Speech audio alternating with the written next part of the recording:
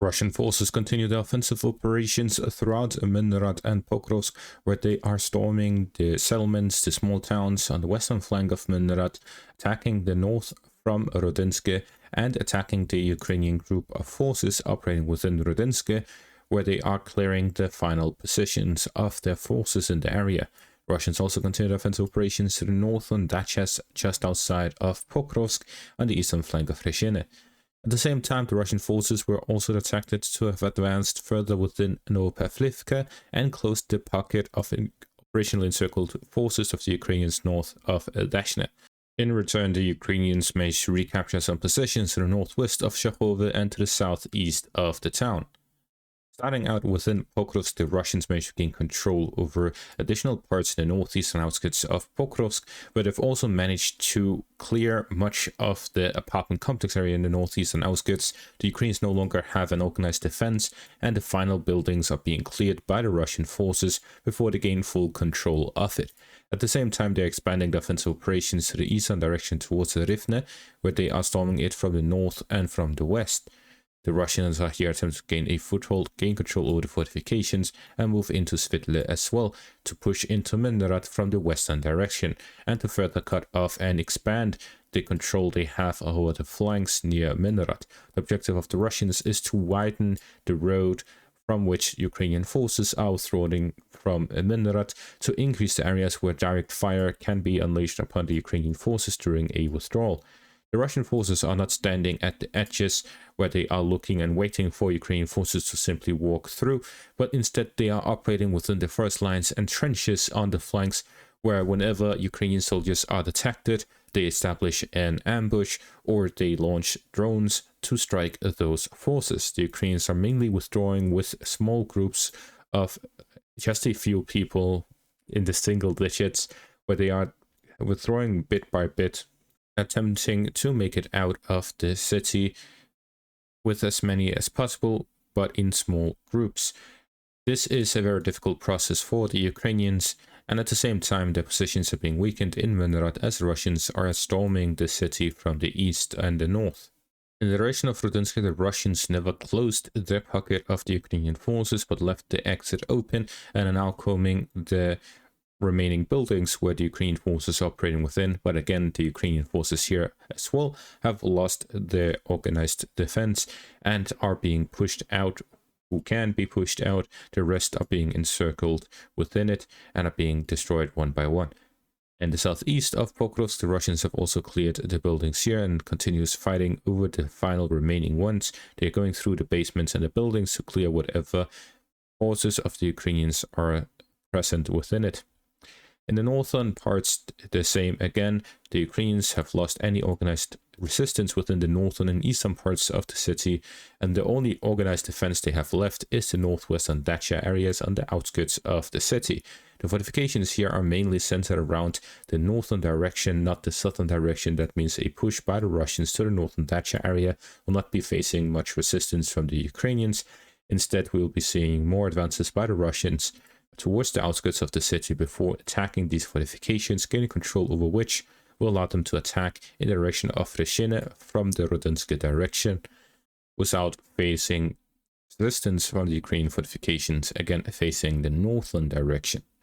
With this, we see that the Russians continue offensive operations all throughout Pokrovsk and Rodynske. In the northern flank, the Ukrainians managed to regain control over the quarries that overlooked the northwestern supply route. The Russians are yet again further isolated in the western parts of Shakhove. Although the Russians managed to gain control over the residential area in the western parts of Shakhove, the supply lines are now very limited, putting them in an almost operational encirclement where Ukrainian drones are constantly striking the Russian supply lines in the area, but there are still some gaps in the supply lines through which the Russians can avoid direct fire from Ukrainian forces, so it is not completely operationally encircled. The eastern flank has been secured for the Ukrainians, which secures the direct road that connects to Shakhove from the northern flank.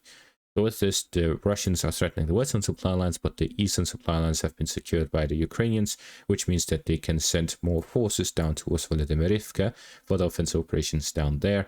And at the same time, they continue offensive operations on the western flank to regain control over the supply lines leading into Shakhove and the western parts of Shakhove, which will restart the offensive operations in the area.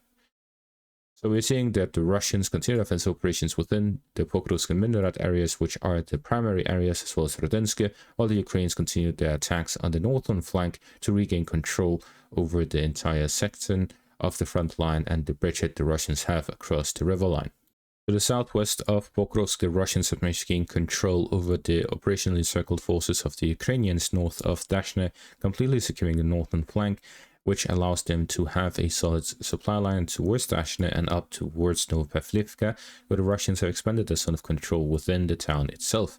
The Russians are here working on the hourglass formation just south of Novopavlivka, following which there is the final fortifications just on the outskirts of the town before the Russians have control over the highway leading into the town from the south. The Russians are here looking to bypass the fortification in this town itself by pushing through the town from the Filia direction, which will cut the supplies going to the hourglass formation and allow them to push through towards it. Gaining control over the eastern parts of Novopavlivka and the highway connecting to it will allow the Russians to significantly strengthen the offensive operations in the area, and gaining control over Novopavlivka, connecting it with Ivanivka in the west and Muravka in the east, will allow the Russians to have a stable supply line with 3 separate supply routes leading to Novopavlivka and establish it as a logistical hub for further offensive operations in the northern direction towards Meshova, the eastern direction towards Muravka, Novomykolivka and Bilagivka, and the western direction towards Havrylivka, further deeper inside the Dnipropetrovsk region. The Russians also managed to advance in the Leman and Vchansk sector of the front line, where in the Leman section the Russians have cut off the railway connection in the west, which connects to Leman. With the capture of the railway area, the Russians have cut off 2 additional supply routes leading to the Leman direction, leaving just the Yarova road remaining under Ukrainian control. If the Russians are able to cut off this road, there are no further roads from the western direction leading into the Leman direction, and Yarova itself, as well as Drobyshevo, what remains of Novoselivka under Ukrainian control, Stavki, Leman, Stary Caravan and Dibrova will all have to be supplied through the Vchansk highway, which connects to Leman, which the Russians have bombed.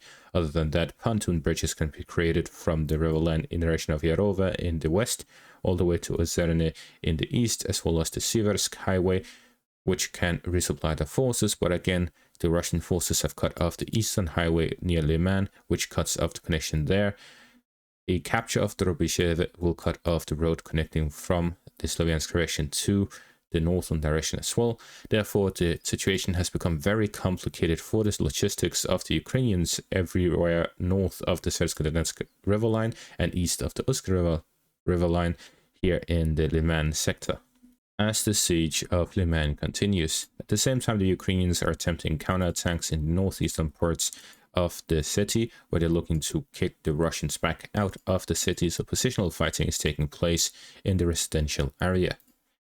In the northern direction towards Vchansk, the Russians continue their offensive operations within the town, where they've managed to reach the southern outskirts of it, cutting off the intersection here in the southeastern parts and gaining control over the industrial area in the southern parts. With this, Russians continue their offensive operations to gain control over the outskirts of the farm area and warehouse area in the southern parts of the city along the railway area, and pushing through the residential area to gain full control over Vchansk, which the Russians almost have. They have control over 2/3 of it. About 70% of the town is under Russian control. In the Pokrovsk direction, an interesting video came out where the Ukrainians claimed they still have control over the central parts of the city, where they posted a video of them raising the flag in the central parts somewhere around the apartment complex area. However, it was confirmed that this was an outdated video. Even Deep State Map came out and confirmed that this was from months ago, and therefore the Russians do have solid control of it. As for the pockets within the city itself, most of them have been cleared, and the Russians are now working on the outskirts of the city, where the Ukrainians now control about 2%, 3% is in the gray zone, and the Russians control 95%. And that is going to be all for this update. Thank you for watching. Make sure to leave a like, subscribe, check out my Patreon and YouTube membership for additional content. Thank you all for watching and have a great day.